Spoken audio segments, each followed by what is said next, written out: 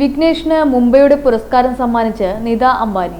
Indians കുപ്പായത്തിൽ ഇന്നലെ ചെന്നൈക്കെതിരെ അരങ്ങേറിയ മലയാളി താരത്തിന് പുരസ്കാരം സമ്മാനിച്ച് ഉടമ നിത അംബാനി. മത്സരത്തിലെ മികച്ച ബൗളറുടെ ബാഡ്ജാണ് വിഘ്നേഷ് പുത്തൂരിന് നൽകിയത്. ഇതിന്റെ വീഡിയോ മുംബൈ ഔദ്യോഗിക എക്സ് പേജിൽ പങ്കുവച്ചിട്ടുണ്ട്.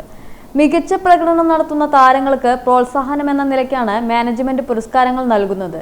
ചെന്നൈക്കെതിരായുള്ള മത്സരത്തിൽ 4 ഓവർ പന്തെറിഞ്ഞ താരം 32 റൺസ് വഴങ്ങിയാണ് 3 വിക്കറ്റ് വീഴ്ത്തിയത്. CSK നായകൻ ഋതുരാജ് കെയ്ക്കോർ, ശിവം ദുബെ, ദീപക് ഹൂഡ എന്നിവരുടെ വിക്കറ്റുകളാണ് താരം വീഴ്ത്തിയത്. ഇത് ചെന്നൈയെ സമ്മർദ്ദത്തിലാക്കാനും മുംബൈയെ സഹായിച്ചു.